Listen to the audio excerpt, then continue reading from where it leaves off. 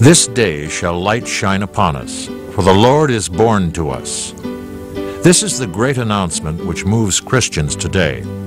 Through them it is addressed to all mankind. God is here.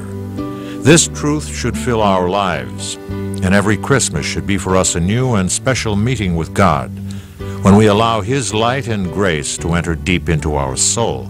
We stop in front of Mary, Joseph, and the child, looking at the Son of God who has taken on our flesh.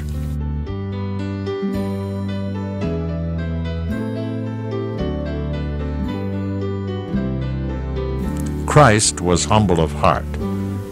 Throughout His life, He looked for no special consideration or privilege. He began by spending 9 months in His mother's womb, like the rest of men, following the natural course of events. He knew that mankind needed Him greatly. He was longing to come into the world to save all souls, but He took His time. He came in due course, just as every other child is born. From conception to birth, no one, except Our Lady, Saint Joseph, and Saint Elizabeth, realized the marvelous truth that God was coming to live among men. There is a great simplicity also about His birth. Our Lord comes without any fanfare.